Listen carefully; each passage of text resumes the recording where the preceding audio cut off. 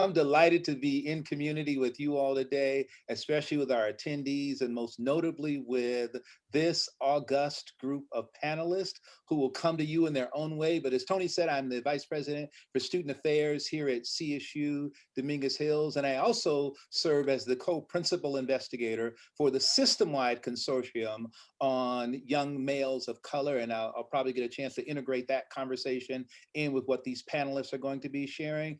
But you are in the right section. This is called How Institutions Support Males of Color, Male Students of Color, a conversation about policies, programs, and position. And so you have 5 experienced leaders, and this leader won't be talking as much as the other 4, who are going to share their perspectives and lived experiences on the effective and intentional ways that we have to align to support male students of color. They're not only going to talk about policies and programs, but they're also going to talk about how male of color work is positioned in K through 12 and in our higher ed institutions and some of our community-based organizations. These presenters are going to look at challenges. They're going to look at successes around program design and implementation. They're going to talk about how we can get leadership support so that folks are not just talking the talk, but walking the walk. They're going to talk about promising practices and how national and regional social justice issues have been magnified, notwithstanding the trial that we are witnessing now that had this intersection of both race and gender when that thing occurred in Minnesota. So right now, without any further ado, I'm going to have our panelists introduce themselves, and we will start with Dr. Stephen Gonzalez.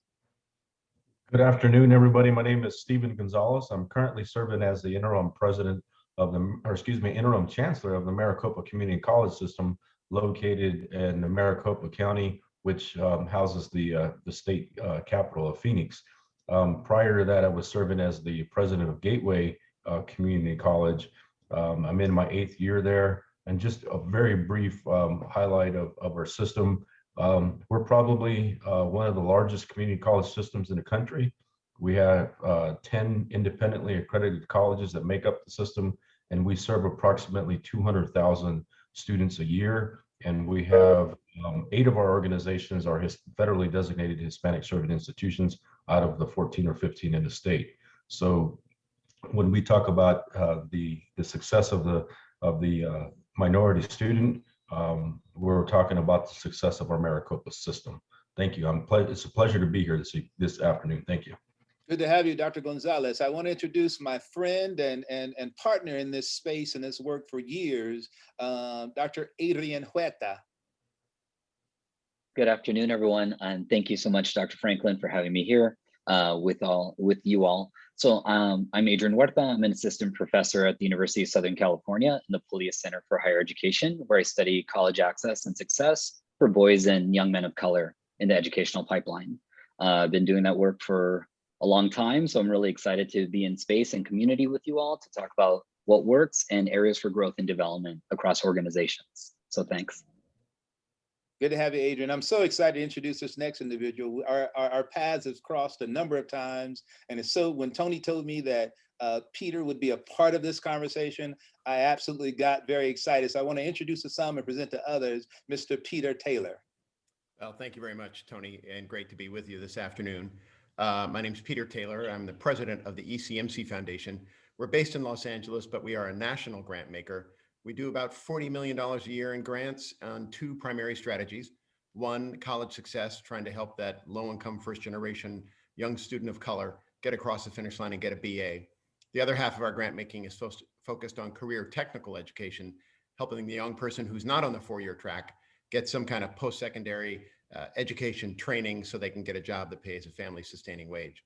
I've got about a 40-year history of involvement in higher education. Most of it is a volunteer and donor, but also did a 5.5-year stint as chief financial officer for the University of California system, and just finished my 6th year as a trustee on the California State University system. So pleasure to be with you today. Good to have you. Good to see you too.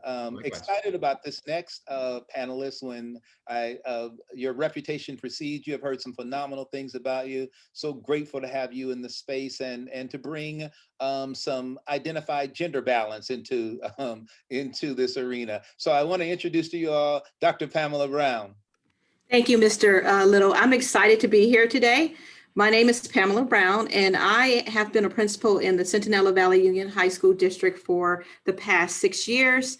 Effective July 1st, I will be transitioning into a new position as the Assistant Superintendent in the Centinela Valley Union High School District of Diversity, Equity, and Inclusion. I am passionate about working with our students of color in our district in particular. We serve predominantly roughly 90-something% of our students are students of color. And so from an educator standpoint, I view this as a moral imperative that we are communicating and that we are talking about the issues that have been persistent with students of color. One of the things in particular, when we look at working with our students of color, I think it's important that number one, we acknowledge what is occurring with our students of color, and number two, that we do something about it. And so I think that us doing what we are doing today is an example of us beginning to dig in and do something about the challenges that our students of color have been experiencing. Thank you, you all. I told you this is quite a lineup. We're going to dive right in. Just to give you a little bit of an idea of how the session is going to go, I'm going to try to pose a question that two of our panelists are going to address. If time allows, I may even call on a third person, or a third person may just jump in. I want it to be as organic as possible, but I also want to recognize that there are time constraints, and I want to be able to end the session on time. But I also want to be able to interact with those folks who are in our audience. Many of them are program directors and administrators and advisors and folks who are actually doing this work, and we're honored to have them in this space. And so they're going to answer, two of them are going to answer a question, then we'll mix it up from there, and then they'll spend about 3 or 4 minutes on that question or less if it's necessary, and then we'll try to get through our series of questions, and then that's where it really is where the rubber meets the road. I want Tony to be able to navigate questions that you all may have. You can go ahead and enter them in the chat or in the Q&A session, because we want this to be as interactive as possible. And so I'm going to call on my friend, Dr. Huerta, first to talk about, Adrian, in 2021, why are we still facing some of the hugest challenges with access, retention, and graduation rates for male students of color? Most notably, and I think we need to get specific, Black males, Latinx males, Native American males, and Asian and Pacific Islander males. Go for it. Thank you so much. And one, I think that it's two things, and they're really interconnected. And it's like, we know men of color are concentrated in underfunded K-12 schools. That really narrows the opportunities to transition into higher ed. And then the second part of that is like the types of socialization that boys of color experience throughout their lives, that's really reaffirmed with, don't ask for help, figure it out on your own, man up. And and they carry that ethos in the high schools and in college, and then we lose them, right? Or they don't ask for help, right? They don't ask for assistance with a college application, or they get into college and they don't know who to talk to for support, right? Because they're too macho to ask for any assistance. And then when we think back to K-12, there's limited mentoring. There's teachers and counselors that have really low expectations for them, that they're like, this young man's not going to do anything. So he's just going to go work, or he's going to go join the military. He's going to do these other things that's not college, because he's not college material. So these individual things happen throughout the country, and it's a huge problem that still hasn't been fixed. Go for it, Peter. How can you add to that? You're on mute, Peter. Yeah, you'd think after a year of Zoom calls, I'd get this straight. I agree with many of the things Dr. Huerta said. There's no question that solutions to this require an intersegmental approach, because it's not just K through 12, not just higher education, not just pre-K. And yet that's really, really difficult to get the segments aligned. I will say, just more generically speaking, Dr. Franklin, that, keep in mind, higher education was originally designed for the 18 to 22-year-old from a wealthy family. And I think we have been struggling for 100+ years to try to figure out how to improve access and retention for people who don't come from that, shall we say, line. And to me, it just requires a very difficult, challenging re-examination of how higher education approaches its business. How do we teach young men, and do they learn differently than young women? Why is it so difficult to get remedial education fixed? How can we, over the years, do a better job on holistic admissions? And just this year, obviously, seeing some test optional trends in the space. Frankly, why is transfer so hard? Yeah. It is opaque to the student. It's very hard to navigate, and it shouldn't be that way. Because to me, it all kind of goes back to that one type of student that the system was designed to serve 100 years ago. And I think we need to broaden our point of view and learn a little more as an institution, as a sector, about how to educate and work with young men of color.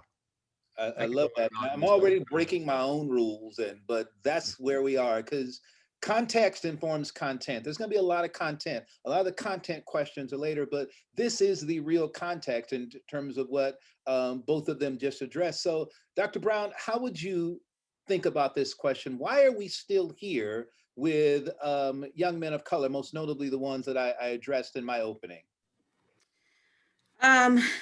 Just based on my experience and in conversations, organic conversations that I've been able to have with students, I think one of the things is the voice of the student is not always there.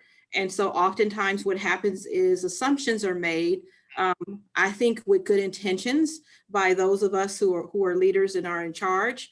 And the opportunity has not been taken to really reach out to our students and say, hey, tell me a little bit more, about your education and, not choosing to be a part of some of the things that we happen to have at schools that we know are successful. So thinking about my high school, AVID is a very successful program. But when we look at students of color, it's not something that they independently decide to opt into. So I think what I have garnered from that is that our policies, practices, and procedures that we have at the school, we have to begin to look and see how could we possibly be pushing some people out, not purposely, but with some of the things that we have in place and not really inviting them in, is kind of what I have heard from the students. So I think the student voice is critical in order to really make strides in this area. Thank you for that audible on the line. Dr. Gonzalez, what would you say? Why are we still here? Why are we still grappling with these issues in 2021? You're on mute, Dr. Gonzalez. I almost did a Mr. Taylor there.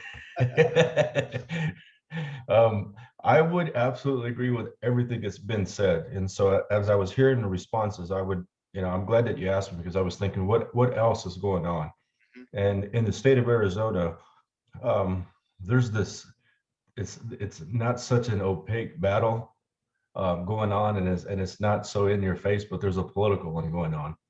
You could go back into our state's history over the last 20, 25 years, and you could begin to look at the takeaway of funding to public education into private schools in the form of vouchers, and then just really dismantling of public systems, and lay that over whenever the first kindergarten class became a minority majority group. So I think there's far more than coincidence to that there's a group of people out there that are looking at other very quiet ways, systematic ways of dismantling what's currently available. We're still having this conversation today. There are conversations in the state legislature to take dollars and to put it in the voucher form so that parents can take those and send it to a private school. But guess what? I mean, they do this in the spirit of competition breeds exceptional schools, right? Well, okay, there may be some truth to that, but the fact of the matter is, in the public schools that need more funding than they currently have, and more funding than some of these private institutions have, they don't have the means to travel across the valley to get to that place. It's a 2 to 3 hour bus ride. It's a long walk, and no one's going to ride their bicycle to that. So it's being set up, and we're watching closely. We're fighting that fight. In addition to everything that everybody has mentioned here, we've got programs in place to overcome those, but we're up against something larger here, folks. We've got to pay careful attention to the politics going on here. And I want to thank you all because that context really helped to set the framework for how we're going to really construct and build this conversation. And I think Mr. Taylor hit the nail on the head in terms of when we started, I had a great group of faculty and staff and a phenomenal group of students who 12 years ago, we launched the Male Success Alliance here at Cal State Dominguez Hills.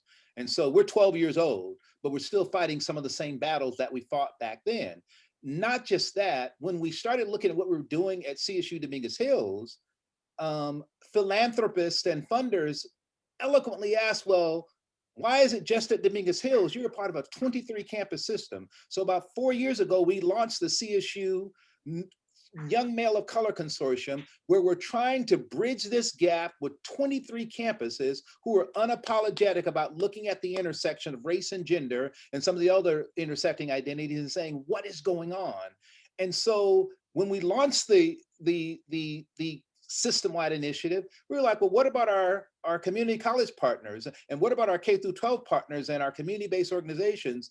And so funders have helped us try to understand, how do you grow this and how do you scale this? But I think that's one of the reasons why we're still here. We have not leveraged the collective impact that these intersecting and crossed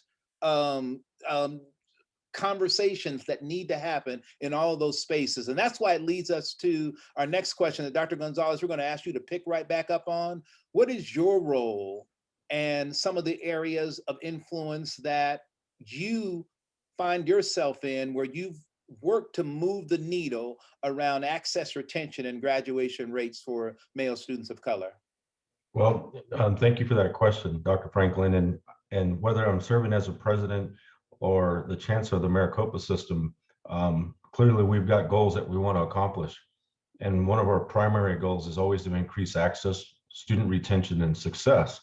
And when we begin to dig into those numbers and see where we falter in our goals, there was always gaps that we refer to as equity gaps that you're all familiar with, that tend to land on our students of color. And then we continue to break it down inside of that. And we tend to find that it's our male minorities, particularly our Hispanic male, African-American male, and Native American male. We've got a number of Native American populations that we serve in the Maricopa system as well.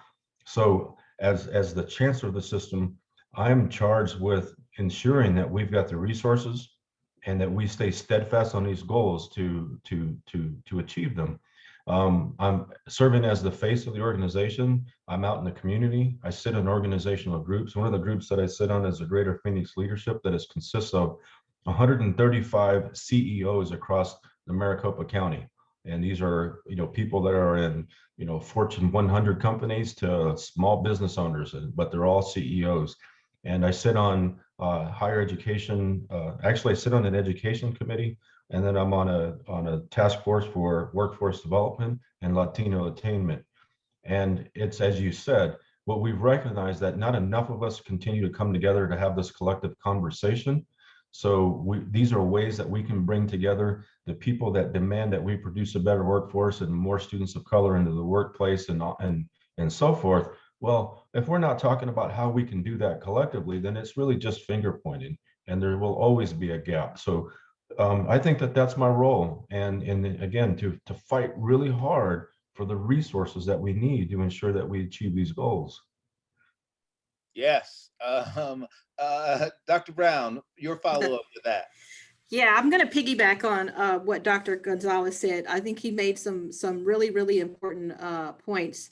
One of them being about, collectively working on this together. Thinking of my role as a high school principal and my students of color, I think one of the things that is so important is the relationship piece. And as a principal, I think one of the ways that we have the ability to do that is, number one, we have to be seen. They have to know who we are. And number three, they have to know that we care. And so that's through active, purposeful engagement with these students. And in that purposeful engagement, really giving them an arena to be heard. And I say this because my experience has been looking at data. Specifically in my district, one of the things was looking at A through G data. So we did a pretty good job of graduating our kids. Now let's look at how many of our kids are ready for college. I was extremely shocked when a couple of years back, out of 98 students, African American, we only had 8 ready. And so in reaching out to students in conversations, one of the things that was shared is, oh, I thought the AVIC classes in the academies, those were for smart kids. That really tore me to the core, because what it said to me is, what kind of a message or what are the practices that we have in place as a school that would lead a student to believe that this particular program is only for the smart kids? And how do we change that dynamic so that our students understand this is for every kid? This is for any kid in our school who needs support. So I think that's definitely important. And then I think when we're digging into the why, it can't be just a group of adults sitting around and talking about the why when we look at the data. We absolutely positively, we have to hear from our kids. And I think we also have to hear from our parents. We're looking at the why for our students who are choosing not to. And I use that word choosing lightly because I think when I say choosing, it may not be purposeful choosing. It's choosing because some of the things that we have been doing as a school, it's not reaching those kids. It's not saying to those kids that this program is for you. This program is for everybody. Yeah. And so typically what we would find is only our kids who are proactive, or they have proactive parents. And so then our kids who are not proactive and they didn't have proactive parents, or in the case of what I share with you, a student who says, I thought that was only for smart kids, practices. So that just goes back to some of our practices and, that we have in place as a school that we need to make sure that we are looking at and we are addressing. Good stuff. Mr. Taylor, how do we get institutions, the organizations to get on board, fully on board with supporting male students of color initiatives, and describe any challenges you've had in spaces that you occupy in facilitating and advocating for this kind of work, especially as in the philanthropic space that you occupy, in terms of getting institutions to understand that this is temporary funding. How do you scale, build, and sustain what you're using our valuable dollars to initiate? Yeah. Well, first and foremost, I think institutions have to admit there's a problem. And they've got to fully understand what's not currently working. And to be perfectly honest, Dr. Franklin, I don't know if campuses has been as aggressive in reaching out to the philanthropic community with strategies to say, hey, we've got a great idea.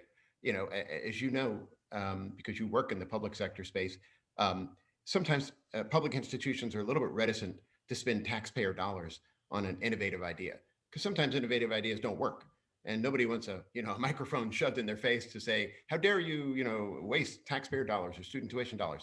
That's where philanthropy can come in, and where we should seed those kind of ideas that are new, maybe a little risky, in order to try to drive improvements. The other thing is to be perfectly honest, advocacy. I'll draw a similar comparison, Dr. Franklin, to the Basic Needs Initiative of the Cal State system. 4 years ago, there was no special funding going to basic needs. Campuses kind of cobbled together an occasional food pantry, right, an occasional other strategy, but no dedicated resources. It took a lot of students to basically say, hey, hold on, time out. We've got to really have a dedicated strategy to this. And it took students during the budget process to say, stop, we want to make sure there's adequate funding for this. And lo and behold, as you know, $15 million was set aside, additional monies this year in the governor's proposed budget for that strategy. I don't see why the CSU, the UC, other big public systems can't say, stop, we have a young men of color crisis and we need to fix it. We have strategies and we need funding. Because philanthropy, there's a lot of money in philanthropy, but it's not nearly as much as what government has. Let us be the ones to fund the pilot projects, the innovative solutions, and then together, arm in arm, go to government and say, look, this works, demonstrated facts, let's fund it together.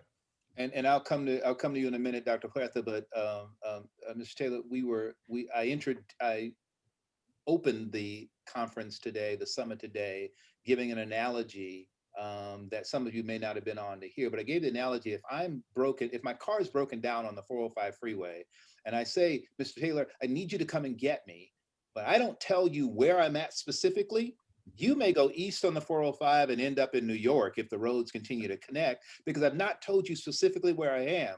When we use terms like URM and achievement gap, and we're not clear about what we mean in terms of Black male, Latinx males, and Asian Pacific Islander males, and be unapologetic about those intersecting identities, then you're not going to know where I'm at on the freeway, and you're not going to get there on time, and you're not going to probably get there at all. And then if I tell you where I'm at and you get there, and then you come and try to fix me only, I'm not the problem, it's the car also. So these institutions have got to get, and the Basic Needs Initiative is an idea of where we did not have a basic needs coordinator 5 years ago because institutions didn't know. It was, so key point, and go ahead, Dr. Huerta, I know you're gonna be able to pick up on that because that just really got us. Oh, absolutely. Absolutely. Y'all provided a great segue for this, because like really people need to look at the data, right? So we need to look at data at the local level, like, so whether that's a school district, whether that's a college, whether that's a system, and nationally, I don't think people are aware that only 1 in 5 men of color have a 4-year degree. So let me say that again, only 1 in 5, 20% of men of color, 24 years and older have a BA. So we're talking about Black, Latino, Native American, Southeast Asian, Pacific Islanders have a BA. And I think people aren't aware of that data, right? So if that doesn't scream like national urgency to fix a problem, then what are we doing, right? So we're just kind of fumbling around. But then when we go to the college level, some institutions are graduating 70% women and 30% men, or 60-40. And that's not to take away from women of color and say, you know, we need to get parity, but we need to make, you know, let's increase the N. We need to increase the total number of people that are graduating from college, earning that the 2-year degree, 4-year degree, and beyond. So I think those are some of the things that we need to think about, because it's not pitting, you know, men of color versus women of color for resources. But, you know, going back to what Mr. Taylor said, how do we have the system talk and start addressing problems that we know are impacting low income people of color with a specific focus on men? Because we need to disaggregate and pull apart that data to say, this college is doing really well, this college not as well. So how do we improve it as a system? And it's funny that you say that, because Mr. Taylor, you hit the nail on the head. When we decided to move beyond just MSA and start this system-wide initiative, it was only philanthropy who came to our aid. Most notably, the College Futures Foundation stepped up and really stepped in, and now Annenberg and the Angels Foundation have joined them in our request. And we were, and their only stipulation was, and this is not a strike on the CSU, is that we don't want the funding to be at the CSU. I'm like, well, you all are going, I'm gonna be out of a job here. I can't go to, but when I went to both Chancellor White and EBC Lauren Blanchard, who I really miss, they were like, we're okay. Dominguez Hills can be the fiscal agent, but you're serving the entire system.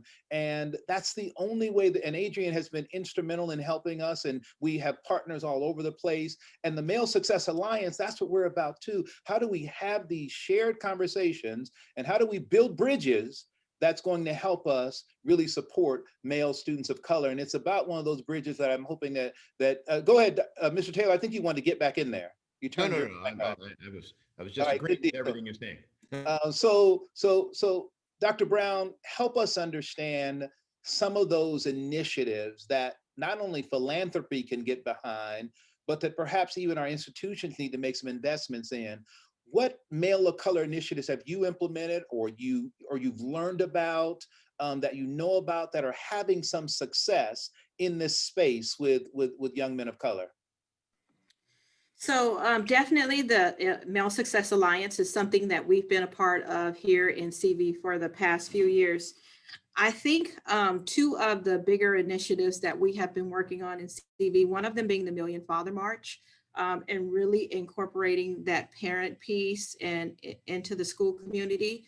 And another piece is a college access program that's at one of our high schools in the district that is totally funded through philanthropy, that has 100%. Their first class graduated, I think, last year, and 100% of the students went on to CSU or Cal States. So programs like that are really targeted to support first generation, to support students of color. I think the other thing is this is not really a program, but what we've done is we have an achievement task force for our students of color. And part of the achievement task force involved pushing to have equity within our district. And so we have equity coordinators by the site. And our big task this year has been twofold. Number one, doing an equity audit at our schools. But number two, having conversations with all of our groups, our Asian Pacific Islander students, and hearing from them, what is your experience like in Centinela Valley? Having conversations with our Latinx students, having conversations with our African American students, and really being able to hear from our students about their experience in our district, and then trying to see how we can impact them. I think in all of this, what's really important is to understand that it is a process, because sometimes we like things to happen overnight, to understand that there will be some challenges. But what we need to do is we need to be steadfast and we need to be committed and see it through. Because I think one of the things when we talk about challenges that I've seen from at least at the high school level is that sometimes we start things that are really good. But once we get and we experience a challenge, the easy thing to do is to let go. The difficult thing is to continue with it and follow through and address the challenges as they come. So I will take specifically and kind of talk about the Million Father March. It's something we've been doing for a number of years. We would love to see 100, 150 parents. But if we see 10, then we begin to question and second guess as to whether or not it's working. So I think that definitely one of the things, that we need to make sure is that we understand that it is over the long haul. It is not going to happen overnight. Nail on the head. You absolutely hit it. Dr. Gonzalez, anything to add? Yes, thank you, Dr. Franklin. In our Maricopa district, we have many programs that are designed. We've received quite a bit of funding in, private grants and federal grants to support students of color. I think about the Title V grants, for example, that support therefore Hispanic serving institutions, really designed to serve the entire institution. But because of our federally designation of a Hispanic serving institution, there needs to be a focus on that particular population as well. One of the organizations that we have in our system that has proven to be quite successful is the one that actually Tony Little mentioned in the chat, and that's the Male Empowerment Network, which is an organization that is across the country. It isn't anything that was born in Maricopa. We've been a part of it for several years. And when Tony worked in the Maricopa system, he was one of the advisors at one of our colleges. Extremely successful program. I'd like to tell you that, given the number of students that we serve, that we have thousands of minority males in this program. Unfortunately, we don't, but with the people that do come into the program, it's quite beneficial to them and successful to them. So the concentration, of course, is improving their retention, degree completion rates. Some of the things that we do include, regular meetings with these groups on a campus level, and then we might bring them together across our district once or twice a year. Some of the things that I've participated in providing service to this group is serving as a mentor to students. So they will get assigned a professional mentor that is also a person of color that can relate to where they're coming from, or at least their heritage and background. One of the favorite exercises that I've enjoyed is when we bring these groups of students together, we'll put 6 to 10 of them at a table with 2 or 3 of these mentors, and the mentors just describe their experience, and it gives the chance for that student to interact with the professional. And for many of them, that might be their first time, either ever or in a long time, that they had a chance to meet someone that looked like them, came from the same neighborhoods, and could share their story to say, you know what, 10 years ago or 15 years ago or 20 years ago, I was essentially where you are today. And I'm here to tell you that you can make it. There's something extremely powerful in hearing that from someone that looks like you. So that's the one I would brag about in our system. I wish I could tell you that we had more and they were more robust, but we're chipping away at that problem. I love that, and even though none of the Tony's here, but I wish I had some of the MSA brothers in the screen to talk about what we've tried to leverage here over the years. And I may have been among the folks who founded MSA, but it is a program that has just sort of grown out of where I can talk about it to the depth that they can. But one of the things that we first started back when we first initiated MSA that's still alive today is that mentors don't necessarily have to have a bald head and gray hair. Yeah. If you got through the first year experience program and you're now a junior, we thought you're a near peer mentor and we're going to throw this jacket on you and have you help that new first year student get through their first year. And the adage that they continue to use is I am my brother's keeper and together we will rise. And so it is an important understanding that the Male Success Alliance, when it was started here at Dominguez Hills, then we began K through 12 initiatives and having Dr. Brown and her team partner with us on trying to sort of see if we can move this needle. MSA is probably one of the foremost, what I would call national leaders in this space. But we started with a budget of $3,000 and a dream. I had a whole head of hair back then too. No, I didn't. I just didn't. But it was important to understand that sometimes it doesn't take a lot of funding and resources to just get started and think very differently. And then the funding and resources have certainly followed because we're still trying to grow. And it has not followed in the degree to which this problem persists. So we're still trying to make brick without straw financially. And some of our partners at some of our CSU schools are doing the same thing. And so this next question is for Dr. Huerta, and this is really what I would call a really important question, and one that keeps me up if I'm up thinking about where we are. But in light of the microbial, economic, and systemic racism pandemics, the triple whammy that we're forced with now, how do we recalibrate institutions, philanthropy, spaces where our young men are and need help? Where do we go from here? What are we going to recover? What are we going to evolve? What do we need to just totally transform? And because it's hard to, in our consciousness, we're having this conversation and we're also watching a trial that's going on right now that was kind of exacerbated some of these issues. So go for it, Dr. Huerta. Absolutely. And I think that's really one of the biggest questions of, of our professional careers is like, how do we move forward with this, right? So in the previous point, I said, let's look at the data. But looking at the data is one element, but there's so much conversations from philanthropy, from higher ed and K through 12 about racial equity. So how do we operationalize that, right? How do we say, this goal of racial equity, of gender equity, so how do we make that into concrete steps, right? At each of our platforms, whether a school principal, a professor, president of a foundation, within our locus of control, how do we prioritize the needs of boys and men of color with steps and practices that are proven to work, right? So, and I really applaud the MSA program at Dominguez Hills for the pipeline program, because that's what makes a difference, right? If you have a junior in college who's, a Latino male that's in a middle school talking to kids saying, you can do it, here's a positive mentor, that pro-social relationships is huge, right? It's going to transform that kid's life.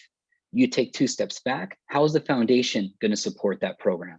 How is the institution going to support that program? Are people in financial aid working with Dr. Franklin and his team to say, how do we get more work study money towards your students so we can touch more kids' lives, right? And that's just one piece of it. the training, the calibration, the leadership.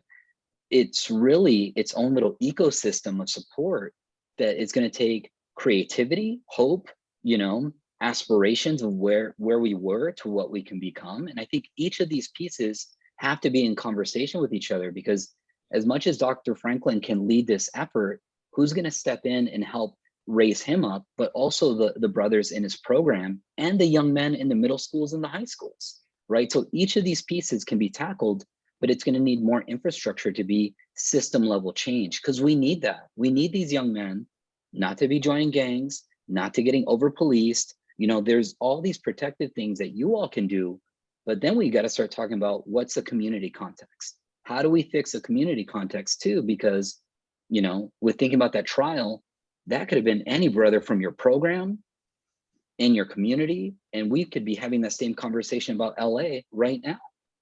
So, you know, so sorry, I deviated a little bit, but again, the locus of control is within our spaces. How do we fix it? And we need to be creative with institutional responses. Brother, I didn't catch a deviation at all. I think it was organic. It was impassioned, and it's real. And Mr. Taylor, what do we do? Where do we go from here? You know, I think there are a variety of things we can do. Dr. Gonzalez talked about his relationships with employers. I think we have to engage the employer community a little bit more aggressively with things like paid internships, apprenticeships, really allow the student to see the connection between what am I learning in the classroom and what am I going to do out there on the job. Allow them to get a little money in their pocket. Those create employer mentorships. I think that's one strategy we can do a much better job at. You mentioned peer-to-peer mentorship. Dr. Franklin, we have funded at our foundation over 20 different mentor type of programs. And when we did an evaluation, by and large, the only ones that worked were the near peer and peer-to-peer mentorship programs. You know, the other ones kind of had some nice stories, but the ones that seemed to move the needle in terms of significant improvement were the near peer, that junior or senior level student working with the freshmen to help keep them in school. And then, you know, lastly, I don't know enough about what was passed in the stimulus bill, but I know there's going to be billions of dollars coming into higher education pretty soon. Some of that's going to come without strings attached. And frankly, there ought to be an advocacy effort now to say, hold on, time out. Let's focus this money, you know, kind of in some ways, kind of found money to help drive this strategy from just a center or an office on campus to really an institution-wide approach to help young men of color. You know, change is hard, but when you have money, change is easier. And so I'd like to hope and think that some of the new money coming into the systems from our generous legislators in Washington, D.C.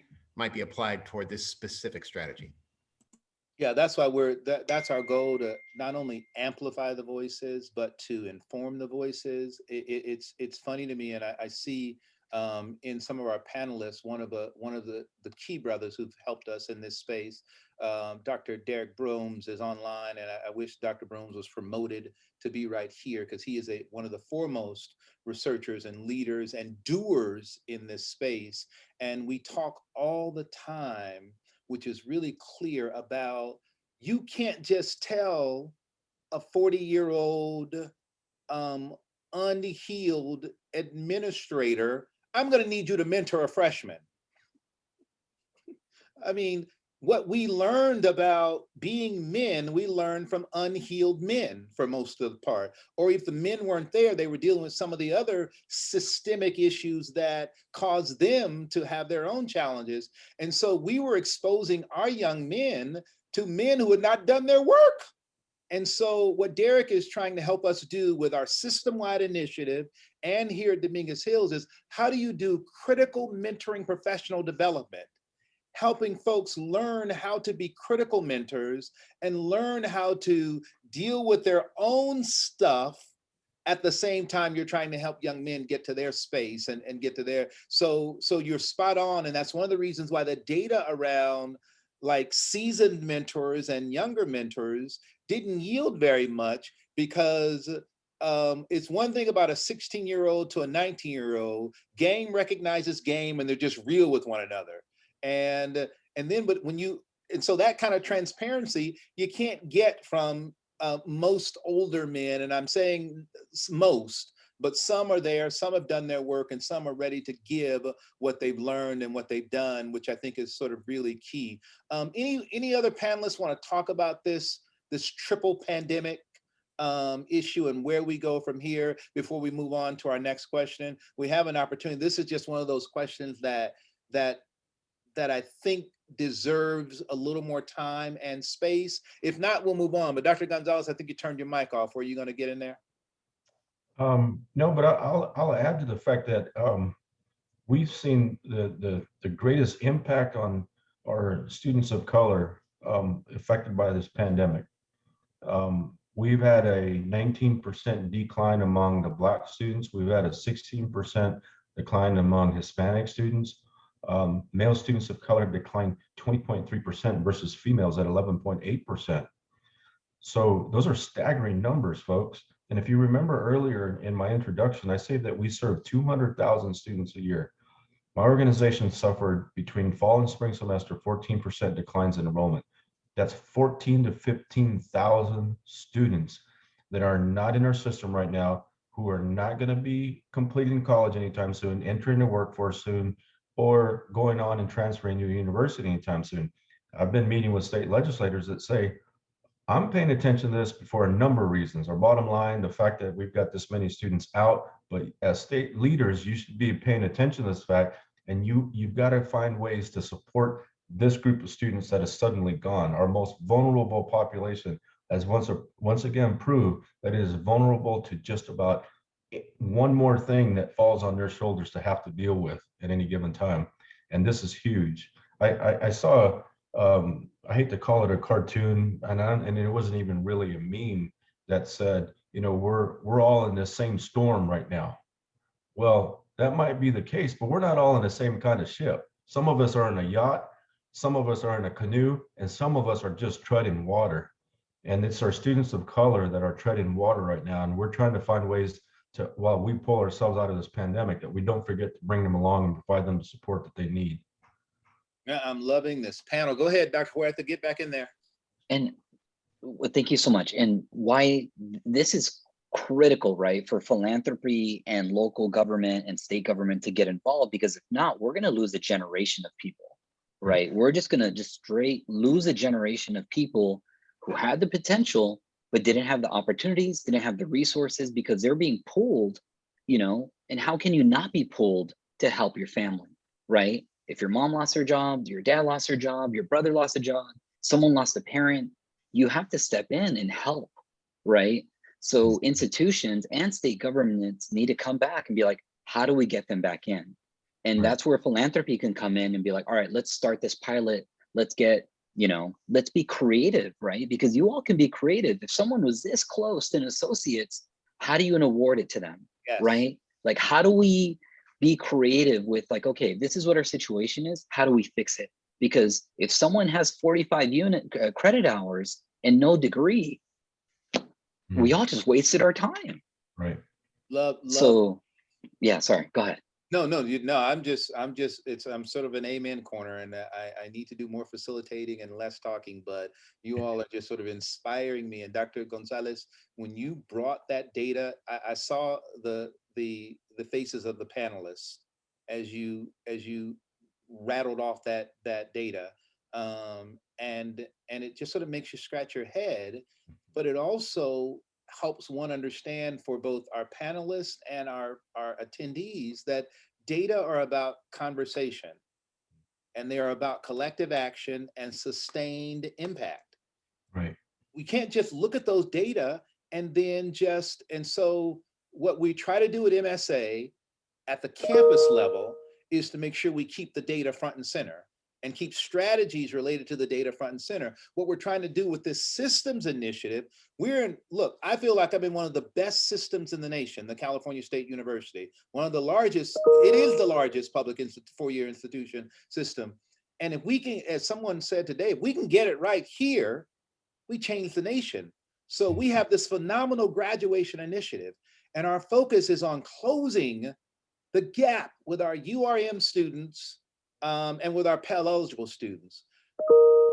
When I hear those terms, it's like fingernails on the board for me. because you've got to go into those spaces and say, well, where are the gaps? And Peter may know this, because if you disaggregate that data by race and gender, while the needle is moving for Grad Initiative 2025 north and to the right, it is moving south for Black males, Latinx males, Asian Pacific Islander males, and for our Native American males. And again, that's not pitting males against females and other non-gender identified populations. It's just saying that you can't put a Band-Aid on a compound fracture, but you've only given me a Band-Aid money, and that's all I can afford, and it's helping, but it is not going to really begin to treat it. And so I'm just like, overwhelmed by this committee, but we've got to move on. Anything to add, Dr. Brown, to that question? I think the only thing I wanted to add is when Dr. Gonzalez was sharing those numbers, someone put wow in the chat box. And I think for me, what stood out is, wow, where are these students who are no longer there? And for me, that's very troubling, because we do know that the less educated you are, the outcomes tend to be very, very different. And so for whatever reason, a choice was made to move away from their college education. So where are they now within our system from a society standpoint is what is troubling for me. And can I just add one quick point to, especially in the California context, I think we're 25 to 35% people with some college and no degree.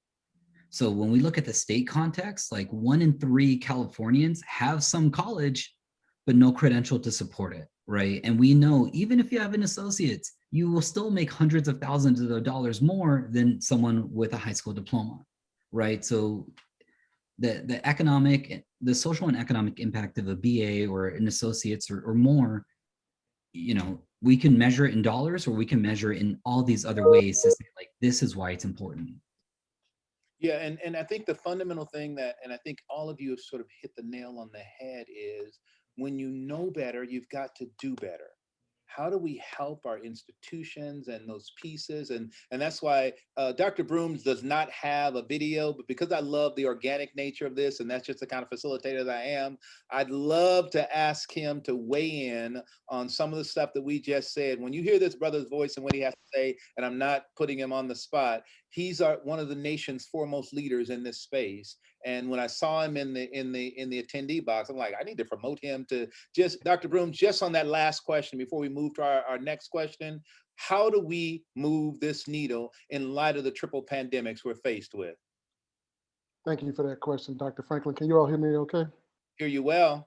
Excellent. So first of all, this distinguished panel, I just want y'all to know I've been taking notes, and I'm gonna repeat some of the things y'all said tomorrow in our session. So I just wanted to kind of elevate, raise y'all up, and amplify. And I'll just be pretty brief, because I think the panelists you have are spot on. They've got the points. Fundamentally, we got to take a all hands on deck level. So we got to go beyond the rhetoric. So there's people who are out saying we got to support, and then there's no mustard in the action, right? There's no plan in place. It's a haphazard way of approaching this. And so we're talking about making critical change. We've got to do it, as you talked about, Dr. Franklin, at scale, right, in effort, but also at scale with resources. So we can't ask to move stuff at scale just on because we're passionate about it, and then you don't give us the resources in order to move these needles. So I'm just amplifying what the panelists have said. We need an all hands on deck. If this is don't talk the talk, walk the walk. I love technology because you can just add him and then you can just get rid of him. So thank you, Dr. Brooms, for that. It was phenomenal. It sort of set the pace. And this is also, and I thought very hard about this next question before we go to our audience questions. But we have to be in a space of being learners too. How do you all continually and consistently deepen your learning and understanding around the issues that are impacting male students of color, most notably the institutions and the spaces that we compel them to go, but have never worked on trying to change them to help to ensure their success. So how do you refuel? How do you retool? How do you keep your cup running over? We'll go with Dr. Gonzalez first. Thank you, Dr. Franklin. That's an excellent question. You know, we tell the students that we're trying to create lifelong learners, and that's what we tell our community. If we don't exemplify that, then it's just really empty words. But for in very important reasons, especially on this particular topic, if I'm going to be leading an organization and I'm going to be helping us move towards a goal, then I need to understand what the current best practices are, what current research is saying. That means I have to read. Now I've got an extremely busy job, but I've got to find time to read those articles, to read those books. I got to find time to sit in conferences and attend sessions like this.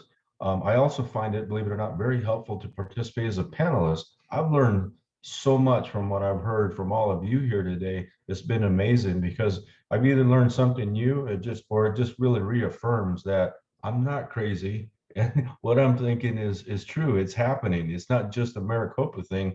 This is a national issue that we're dealing with clearly. And so it's a multi-pronged approach to stay relevant.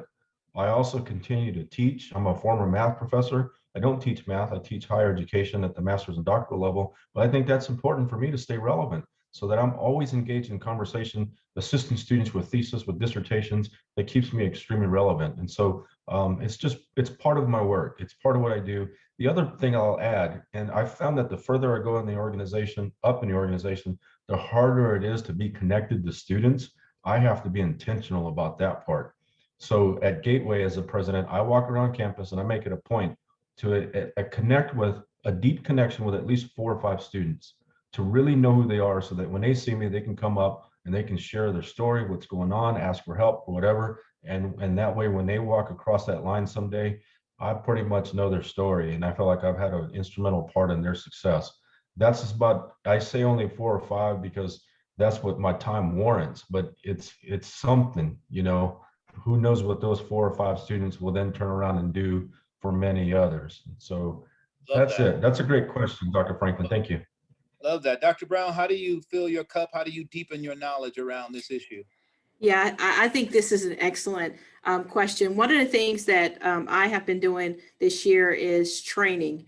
And the training in part is when we think about it, these conversations, when we start talking about students of color, they open up a lot of other areas of conversation, such as race, equity. And those are very, very difficult conversations to have.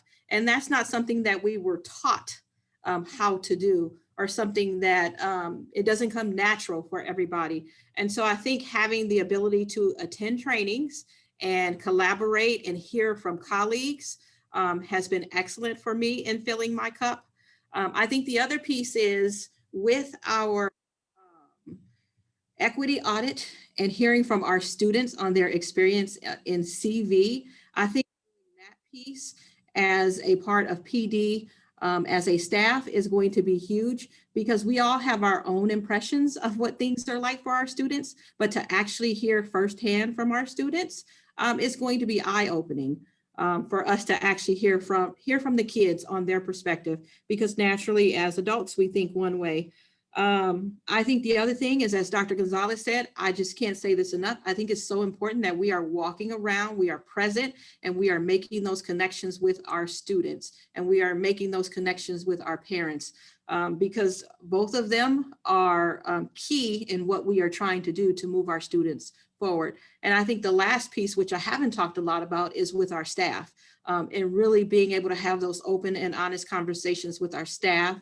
And to do that, I think that we have to continue, as Dr. Gonzalez said, we are lifelong learners, and we have to continue to learn how to address the issues that we face with students of color. I love it. I love it. I love it. Tony, let's see if there are any, I want to be able to get to the audience. We're about 3 minutes over when I wanted to engage the audience. Wanted to start it at 1:15, but we're good at 1:18 because these were, being more organic and just sort of making this more of a conversation than, talking heads was the goal. And I think we did that for sure. So are there any questions in the chat? Anybody want to raise their hand? You're small enough, maybe we can promote you if you're able to raise your hand, and then you can ask your question live and in living color, and that'll give the panelists a chance to, and you can be like Dr. Brooms. He said his camera wasn't working, but you don't have to have your camera on. We just want to be able to fill the space and be in community with you and to sort of entertain your questions. If not, certainly this team can fill the rest of the last 12 to 13 minutes of the session. So any questions, anyone raise their hand that Tony can promote to come and be a part of this conversation with your question or comment?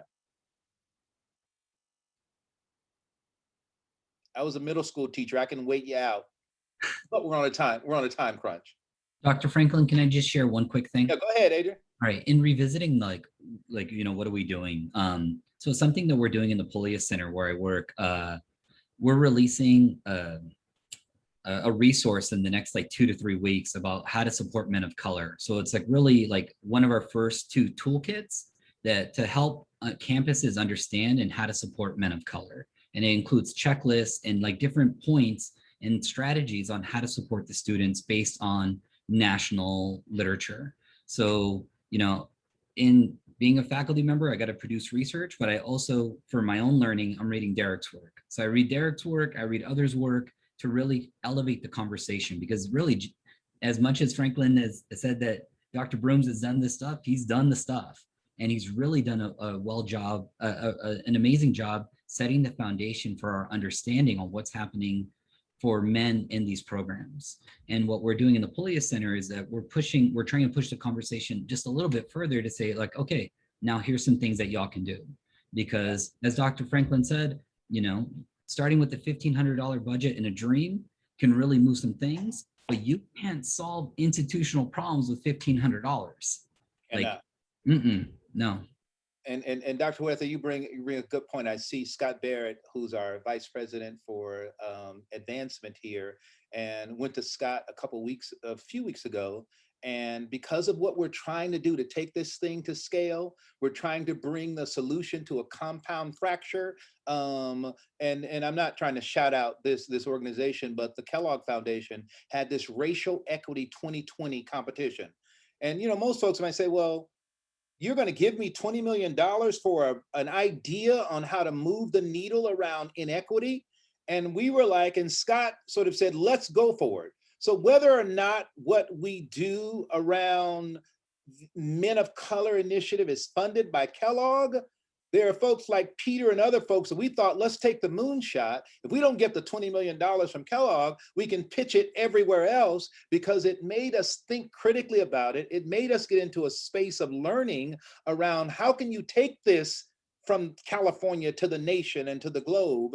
And what attracted us even more was you had to be a peer reviewer for other folks who were in and around strategies that you were proposing. So I get an opportunity to partner with Derek and Dr. Smith, to read proposals from folks around the globe who are trying to move this needle. And again, if we get the $20 million, like, yeah, I'm gonna bring this panel all back together again, and I'll check your vaccine cards and we'll just do a group hug. But this is about taking this work to scale and doing what Dr. Huerta is saying, that you're addressing it on the scale with which it is serious. And there are resources, time, talent, attention, and treasures that can help you begin to move this needle. So phenomenal effort.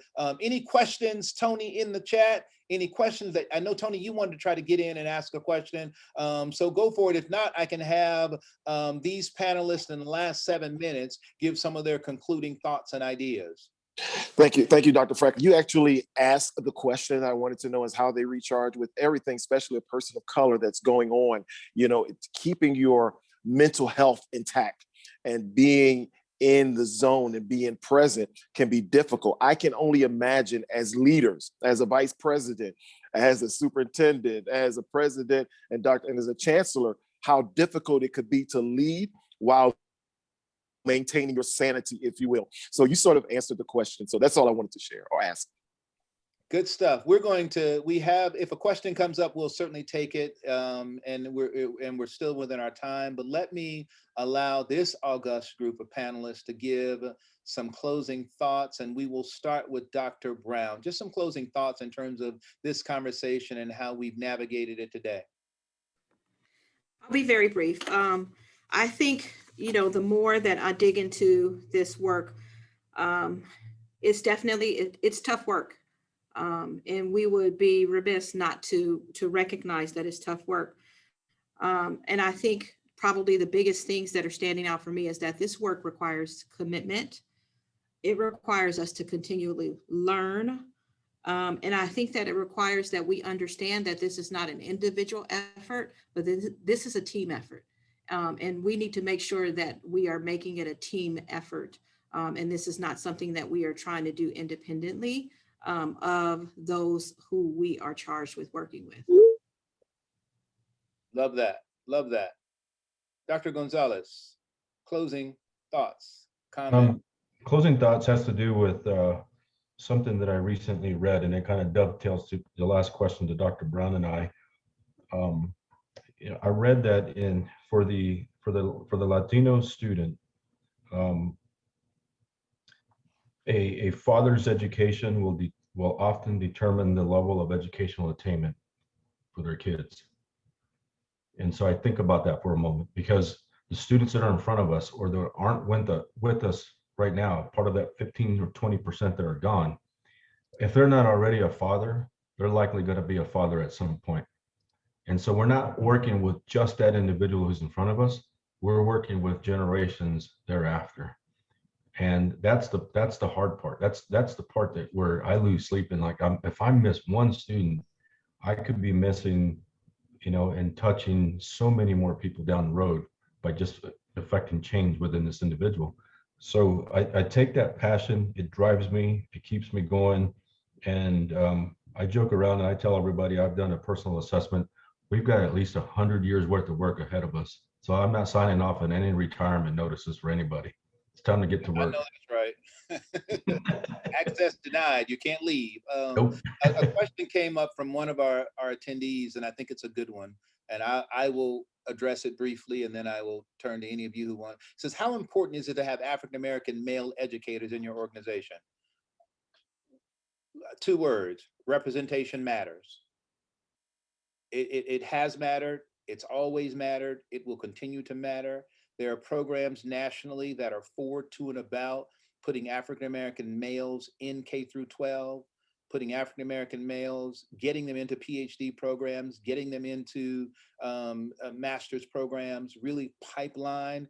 I needed to see that at Cal State Northridge. South Central kid, coming from a single parent home for most of my young life, and then getting to Cal State Northridge, I need to see somebody who looked like me, walked like me, talked like me, came from the same spaces I came from, to help me understand how to navigate that system. That's the same for Latinx. That's the same for LGBTQ. That's the same for whatever the intersecting identity is. I need to know that representation is there, and I need to know that you're intentional about ensuring you have that kind of diversity and that kind of inclusive spirit in the organization that I'm going to stand shoulder to shoulder with. Anyone else want to address that before we go to our last 2 concluding comments? I'll just briefly add that I think it's important that we look at what kind of messages are we sending to individuals of color to want to have them want to be a part of our organization or our school district. Is it a place that they feel that they can connect with? So how are we doing in that area to make them feel connected, wanted? Because part of it, when we're thinking about, at least from my perspective, well, I think it's whether it's a university or a school, why would they want to come and be a part of what we have here? And what is the message that we're sending to say that you are welcome here? I love that. In the interest of time, we're going to go to first Dr. Huerta, and then we will have the concluding thoughts with Mr. Taylor, and then we will wrap this session and be respectful of everyone's time. This has been phenomenal. I want to do this again next year, or I'm going to fire Tony. No, I'm not going to fire Tony. Go ahead, Dr. Huerta. One, Wait a minute, wait a minute. No, I'm joking. well, one, really quickly, thank you, and really humbled to be on this panel with everyone. I really appreciate this opportunity. Two, I think something that I am taking from this opportunity to talk with y'all is about the need to be creative and innovative in how we support men of color. Because I think what we've been doing in the past hasn't worked all that great. So how do we think about changing and pushing, culture to think about different ways in supporting men of color, whether that's in K through 12 or higher ed, or the conversations with the business community. How do we be creative in building these partnerships? Because what Dr. Gonzalez brought up earlier about the career pieces, absolutely. And what Mr. Taylor brought up about the career pieces, that's so critical, because if you tell a young man, hey, go become a sociologist, he's gonna be like, what's that? What do you do with that? Can I get a job with that? So we really need to scaffold opportunities in realistic ways. So thank you. Mr. Taylor. The three things I think come to mind, and like the rest of the panelists, thank you so much for having me. Two were touched on. Dr. Huerta talked about the importance of data and using data to make good decisions. I love Dr. Gonzalez, Dr. Brown talking about a walk around. I've always believed in whatever job I had my entire career, the map is not the territory. And you really can't lead unless you're on the ground, meeting students, talking to them, trying to understand their various challenges. And the third thing I would say is have a bias towards action. Don't let pursuit of perfection get in the way of progress. Nobody has, if there was a silver bullet out there that would solve all this problem, somebody would have done it already. So have a bias towards trying things, and because you will learn in the process and you'll refine and you'll get better. So I avoid the temptation to want to study it forever.